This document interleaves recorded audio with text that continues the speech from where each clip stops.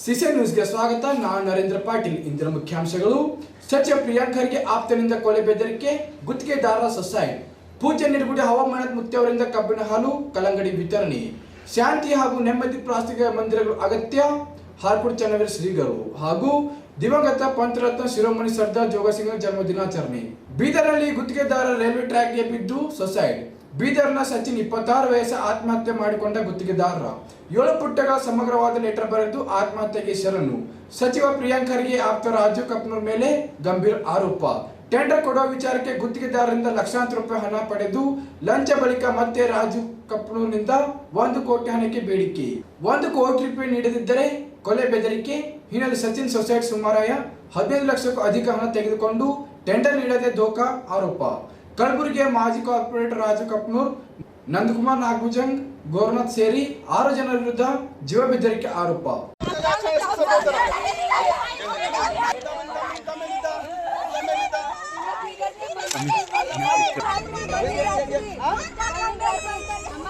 ಏನಂತ ಫೋನ್ ತಂಗಿ ನೋಡಮ್ಮ, ನಿಮ್ ಕಳ್ಸಾಕಿದ್ರೆ ನಮ್ಗೆ ಗೊತ್ತಾಗ್ತದೆ. ನೋಡಮ್ಮ, ಯಾರು ಇನ್ನು ಪ್ರಶ್ನೆ ಇಲ್ಲ, ಯಾರು ನಾವೇನು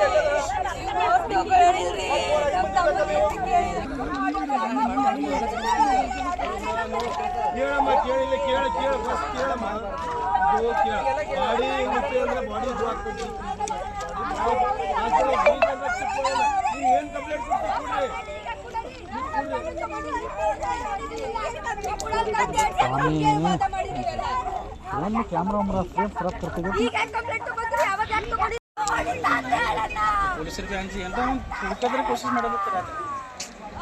ಇಲ್ಲ ಎಂದ ಆಗತ್ತೆ ಹುಡುಕಾದ್ರೆ ಕೋಶಿಶ್ ಮಾಡೋದು. ಫೋಟೋಸ್ ಅಲ್ಲಿ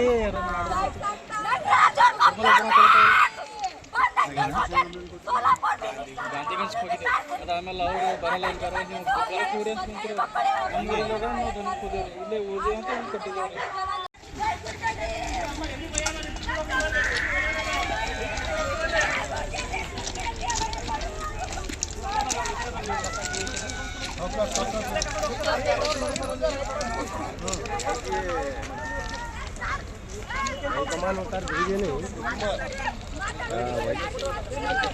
ಒಂದಿಲ್ಲ ಒಂದು ರೀತಿಯ ಸಾರ್ವಜನಿಕರ ಸೇವೆಯಲ್ಲಿ ಪ್ರಖ್ಯಾತರು ಎಂದು ಹೆಸರುವಾಸಿಯ ಜೈವಾರ ಸೇವಾ ಸಮಿತಿ ರಾಷ್ಟ್ರ ಅಧ್ಯಕ್ಷರಾದ ನಿರ್ಗುಡಿ ಹವಾಮನತ್ ಮಹಾರಾಜರಿಂದ ಕಬ್ಬಿನ ಹಾಲು ಹಾಗೂ ಕಲ್ಲಂಗಡಿ ವಿತರಿಸಿದರು. ಗುರುವಾರ ನಗರದ ನೋಬಾ ಹತ್ತಿರ ಇರುವ ರಿಂಗ್ ರೋಡ್ನಲ್ಲಿ ನಿಂತು ರಸ್ತೆಯಲ್ಲಿ ಹೋಗುವವರಿಗೆ ಸ್ಥಳದಲ್ಲಿ ಕಬ್ಬು ರಸ ಹಿಂಡೋ ಯಂತ್ರದಿಂದ ಹಾಲು ತೆಗೆಯುತ್ತಾ ಇನ್ನೊಂದು ಕಡೆಯ ಹಾಲನ್ನು ವಿತರಿಸಿದರು. ಜೊತೆಯಲ್ಲಿ ವಾಹನದಲ್ಲಿ ತಂದಿರುವ ಸಾವಿರಾರು ಕಲ್ಲಂಗಡಿ ಸರತಿ ಸಾಲಿನಲ್ಲಿ ನಿಂತು ಸಾರ್ವಜನಿಕರು ವಿತರಿಸಿದರು. ಪಕ್ಕದಲ್ಲಿಯ ಶಾಲೆ ಮಕ್ಕಳು ಸಹ ಬಂದು ಪೂಜ್ಯರ ಆಶೀರ್ವಾದ ಪಡೆದು ಕಬ್ಬಿನ ಹಾಲು ಸೇವಿಸಿದರು. ಈ ಸಂದರ್ಭದಲ್ಲಿ ಪೂಜೆಯ ಭಕ್ತರು ಸಾಥ್ ನೀಡಿದರು.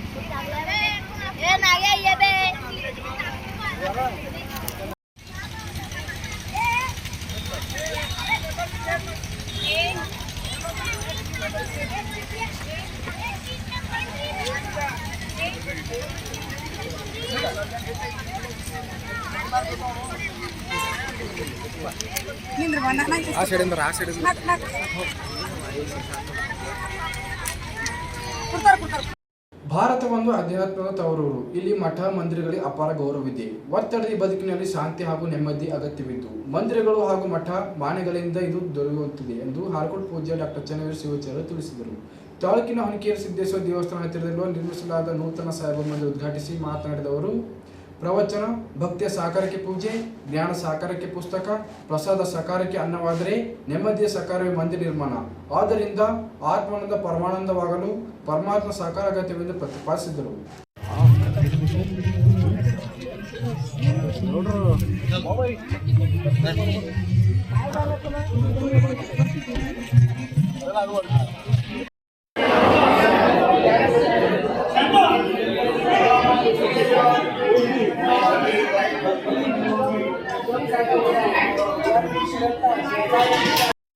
ಅಂತ ಹೇಳ್ತಾರೆ. ನಿಶ್ಚಯಾನಂದ ಬಹಳ ಹೊಟ್ಟೆ ತುಂಬ ಹೋಳಿಗೆ ಊಟ ಮಾಡ್ತಿದ್ವಿ.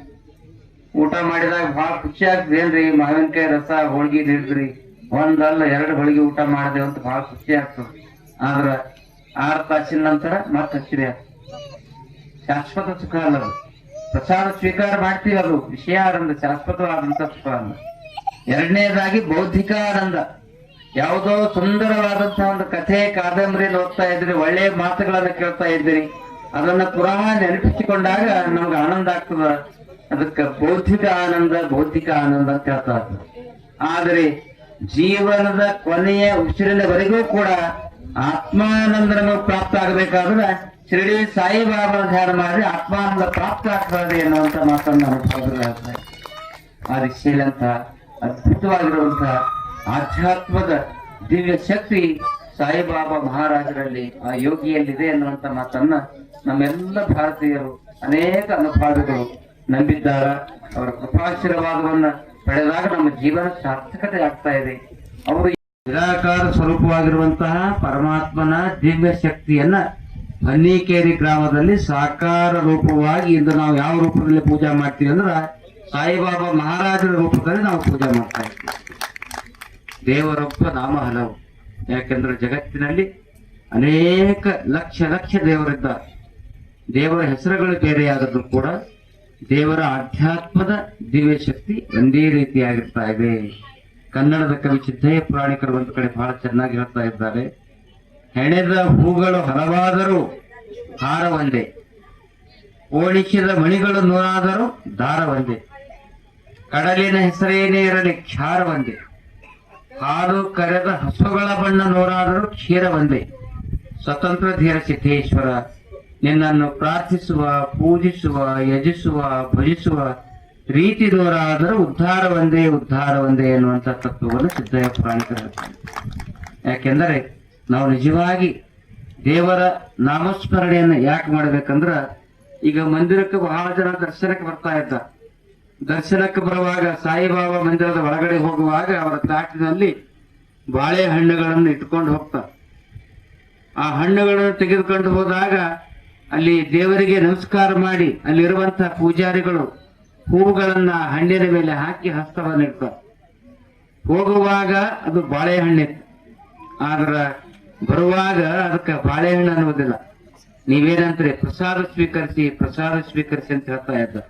ಅದೇ ಹಣ್ಣಿಗೆ ನಾವು ಇವತ್ತು ಪ್ರಸಾದ ಅಂತ ಯಾಕೆ ಭಾವನೆ ಮಾಡ್ತೀವಿ ಅಂದ್ರ, ಹೋಗುವಾಗ ಹಣ್ಣು ಎನ್ನುವ ಭಾವನೆ ನಮ್ಮ ಕಣ್ಣಿನಲ್ಲಿ ಹಣ್ಣಿತ್ತು, ಬರುವಾಗ ನಮ್ಮ ಕಣ್ಣಿನಲ್ಲಿ ಅದು ಪ್ರಸಾದ ಇತ್ತು. ಪ್ರಸಾದ ನಗರದ ಪ್ರಸಿದ್ಧ ಗುರುನಾನಕ್ ಜಿಯಾ ಫೌಂಡೇಶನ್ ಪೂರ್ವ ಅಧ್ಯಕ್ಷರಾಗಿದ್ದ ಸ್ವರ್ಗೀಯ ಪಂಥರತ್ನ ಸತ್ತ ಜೋಗಸಿಂಗ್ ಅವರ ಜನ್ಮ ದಿನಾಚರಣೆಯನ್ನು ಜೋಗಸಿಂಗ್ ಸ್ಮಾರಕ ಉದ್ಯಾನದಲ್ಲಿ ಗುರುವಾರದಂದು ಬೆಳಗ್ಗೆ 8:30ಕ್ಕೆ ಆಚರಿಸಲಾಯಿತು.